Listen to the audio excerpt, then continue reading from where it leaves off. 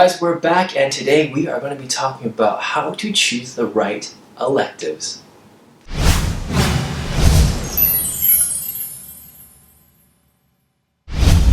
Hey guys, it's Brian and boy, is it good to be back.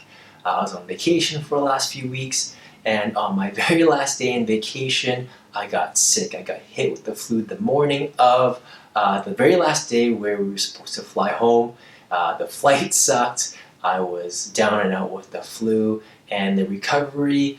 Actually, I'm probably still recovering from it. I'm not 100%, but I'm way better than I was a week ago. So I'm glad to be back here doing another video. I got plenty more videos on the way.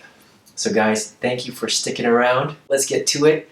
Today's video is brought to you by my little sister, and she's in the 9th grade going into her 10th grade of high school, and she wanted to know what electives she should be taking.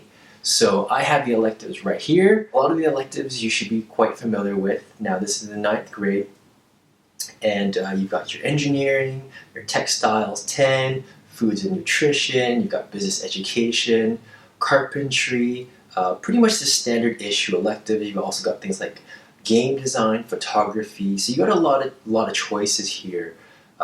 You got fine arts and different languages that you can try.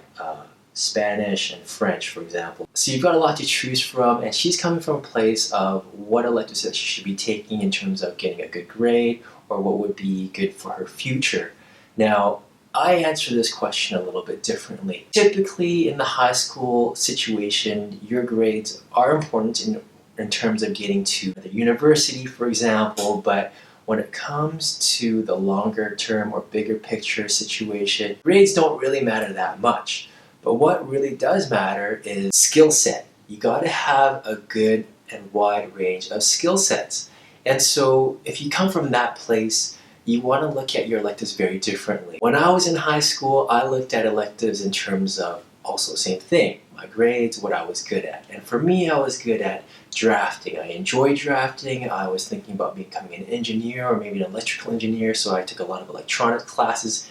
And I just hammered away at that. I just focused in on that and did very well with it. But in the grand scheme of things, or at least looking back, I realized that I was too focused.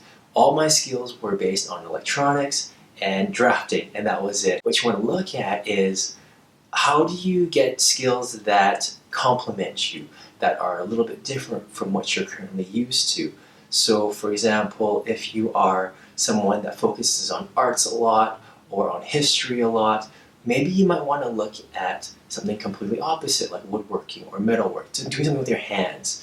And the opposite way around. So if you are into automotives, you're very masculine, or you like to do the masculine things, or you're focused on electronics and engineering or accounting, do something completely different. Do fine arts, do photography. The point of all of this is so that you collect skill sets that complement you. And the other way to think about it is this.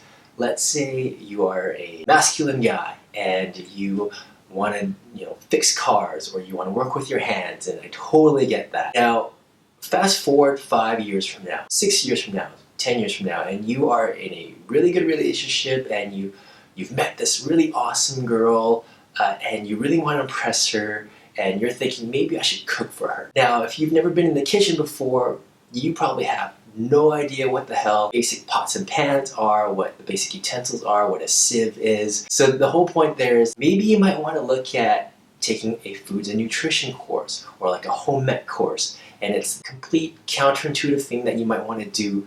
But when you look into the future, that might be good and handy for you, when you're trying to impress that special someone. And having that experience, knowing how to handle meat, knowing how to prepare foods safely, these are things that will come in handy for you down the road, and it will be a practical skill set for you. Now on the flip side, you like to read a lot, like accounting, or you want to stick with your photography or fine arts, or whatever the case may be. Let's just say in the hypothetical situation, courses are along those lines. What I'd suggest there is that you might want to take something up like metalwork or like automotive. And it might seem kind of weird, again, very counterintuitive, but again, think 5 years from now, maybe you have a new car or you have a used car and you take it to the auto shop and this mechanic spewing all the things that you need to do to your car, and you have no freaking clue what they're talking about. Having that automotive experience in high school will be very, very helpful for you in that. Even just a basic foundation, basic knowledge will definitely help you talk to the mechanic in a way that where both of you can understand. You can question him. Bare minimum, you know that if that person's trying to scam you or not. And a final note, guys, if you know that there's an elective that you just have to take, that you must take, and if you don't take it, your heart's going to explode, or that you can't sleep for the next 30 days, then take that elective. Whether that is what you want to do or contradicts what I just said, it doesn't matter. If your heart really wants it, if you are passionate about it, you know what? Take it. It's worth it. So there you guys have it, my approach in terms of how to choose electives. So if you have a question for me that you want me to answer in a future video, or if you want to work with me personally, go to my website, 101mentoring.com. Guys, thank you so much for watching, and I'll see you next time.